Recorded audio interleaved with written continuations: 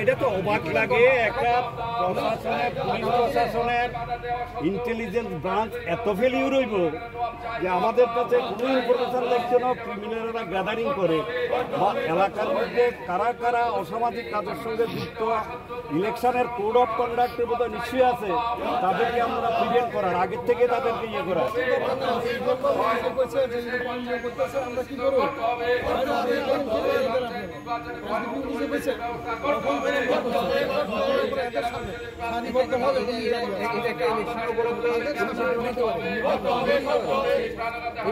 ছিল যে তাদের সঙ্গে নিয়ে গিয়ে আসেন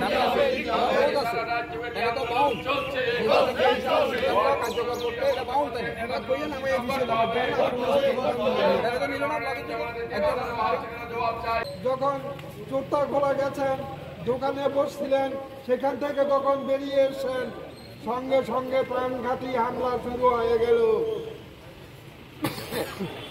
তাকে মেরে মৃত ভেবে রাস্তার পাশে চলে গেছে। অনেকক্ষণ পরে তার পরিবারের লোকজন এসে যখন ডাক্তারের কাছে নিয়ে গেছে, ডাক্তার বলছে কিচ্ছু করার নেই, উনি প্রায় মৃত। তখন জেলা হাসপাতাল থেকে রাজ্য হাসপাতালে নিয়ে যাওয়া হয়েছে। ডাক্তাররা একইভাবে কথা বলছে যে উনি কোমায় চলে গেছে, আদৌ বেঁচে আছে কিনা বলার কোনো সুযোগ নেই।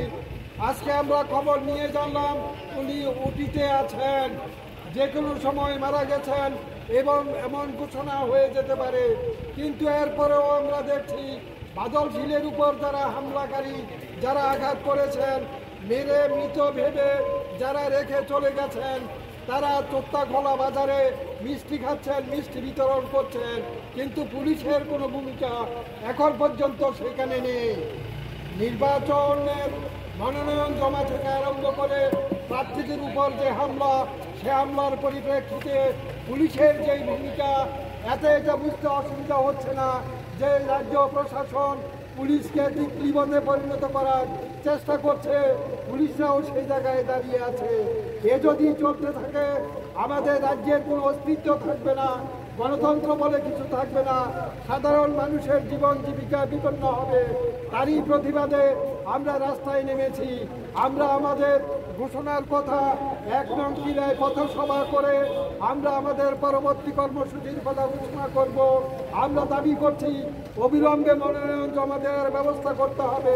বাদল শীলের উপর যারা আক্রমণকারী, 48 ঘন্টার মধ্যে তাদেরকে অ্যারেস্ট করার জন্য ব্যবস্থা নিতে হবে। না হলে পরবর্তী সময় আরো বৃহত্তর আন্দোলন, ত্রিপুরা বন্ধ, বিলোনিয়া বন্ধ, আইন অমান্যের মতো ঘটনা আমরা সংগঠিত করব। এছাড়া বিকল্প কোনো রাস্তা নেই। এইভাবে রাজ্যের গণতান্ত্রিক যে পরিবেশ পরিস্থিতি, কয়েকজন হামলাকারী দুর্নীতিগ্রস্ত ও চোর শাসক ডাকাতদের উপর ছেড়ে দেওয়া যায় না। এই জায়গায় পুলিশকে যেমন ভূমিকা নিতে হবে, তেমনি শুভবুদ্ধি সম্পন্ন মানুষ যারা আছেন তাদেরকেও এগিয়ে আসতে হবে, তারাও প্রতিবাদ প্রতিরোধে এগিয়ে যেতে হবে। এছাড়া